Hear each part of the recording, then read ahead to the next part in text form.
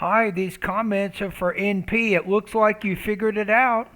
So you sent me your first integrated speaking practice test as one of my TOEFL speaking boot camp course students. I don't know why I'm at the writing boot camp page. Here, give me a second. Let me go back to this.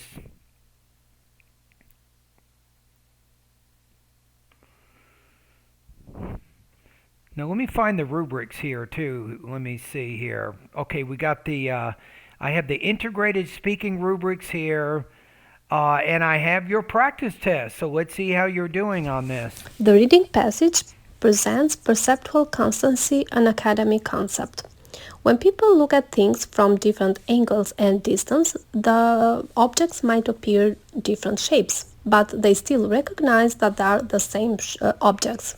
The professor elaborates on this by providing two examples. The first one is the example of a random plate. When we Okay. look at the plate from different angle, Who is we? the shape might appear different, sometimes circle and then oval, but we still recognize that the shape of the plate didn't change and still is the same plate. The second example, the professor takes the class we are in. So the student that are sit in front of the professor will look at the professor as he is bigger than the students that are sit at the back of the class, but still the professor is the same person. So by giving these two examples, the professor describes the concept. Okay, so I think on this one, I think maybe just some minor language use issues. I think and some delivery issues that you want to work on. I think is going to help you improve your speaking. You're at 25, right? That's what you said in the email I have. So anybody at YouTube, if you're not sure what it sounds like to get 25 on the speaking section, here is your example. Okay, let's listen to it one more time. So uh, I'm going to put you, I'm thinking maybe 24 to 26 points. That's what I'm going to put as your score here. Let's listen to it one more time. The reading passage presents perceptual constancy, an academic concept.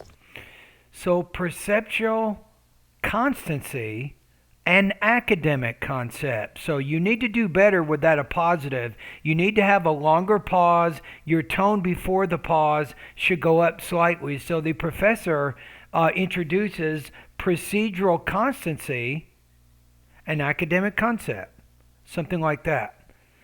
And then you might say, and the speaker in the listening passage gives an example or gives two examples to further elaborate on the idea.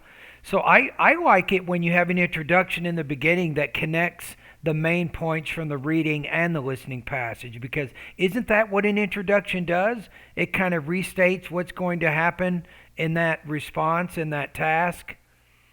When people look at things from different angles and So when people look at things, and you went from people to we somehow, I would say they, right? distance, the objects might appear different shapes, but they still recognize that they They might appear different shapes or different sizes. are the same objects. The professor elaborates on this by providing two examples. The first one is the example of a random plate. When we look at the plate from different angle,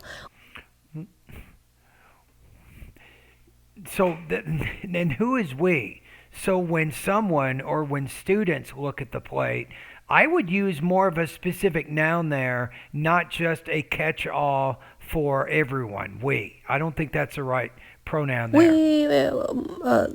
the shape might appear different. See, that's causing you some problems with your pacing right there. So be Some, careful. sometimes circle and then oval, but we still recognize that the shape of the plate didn't change and still is the same plate. The Okay. second example, the professor takes the class we are in. Nah, see, that didn't work right. The second example the professor gives, or secondly, the professor gives the example of a class or presents an example to the class in which. So the way you introduced that second idea was very awkward. The language use did not work very well. So the student that are sit in front of the professor will look at the professor as he is bigger than the students that are sit at the back of the class. But So he looks bigger to the students, especially those who are sitting in the back of the class. still the professor is the same person. So by giving these two examples, the professor describes the concept. Yeah, so I think that you couldn't fully express the ideas, especially when you got into the listening passage. You seem to be a little bit limited with your either vocabulary or your grammar skills. So I think that's holding you back a little bit, right? So what can you do there? In the grammar part of my course, I want you to look at those lessons that focus on more advanced grammar, things like sentences with multiple clauses. That would be a good grammar lesson for you to study. How about sentences with noun clauses, adjective clauses, adverb clauses? Study some of those grammar lessons, those more advanced ones, to help. I think you need to develop a little bit broader, wider range of sentence styles to help you communicate your ideas. I think that would be important. Now, to help you with your organization, go to the speaking section of my course. Check out TOEFL Integrated Speaking Strategies. It's master lesson number 1. And it'll go over tasks 2, 3, and 4, and it'll give you some example kind of outlines for those speaking tasks. And then you can figure out how you can make an outline for your speaking task that you're comfortable with and that's different from other people's outlines. You can use that to help you structure your ideas. It might make it easier for you, and you'll have better control over your language use and your grammar if you do that. All right, so I think with delivery, the biggest problem, it comes down to pacing, I think. You had some pauses, some hesitations in there. Sometimes you're pausing after a word or two. So I think you can also work on your thought groups and blending. This is pronunciation lessons 41 through 44.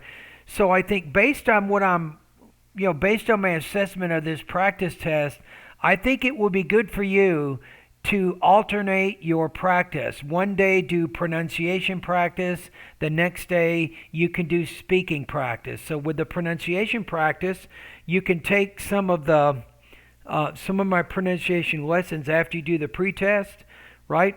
And then there's some sentences and some paragraphs at the end of each lesson. You can record yourself reading those sentences or those paragraphs and then email that to me, and I'll give you some pronunciation or accent reduction feedback on that. So I think focusing in both areas is going to be important for you.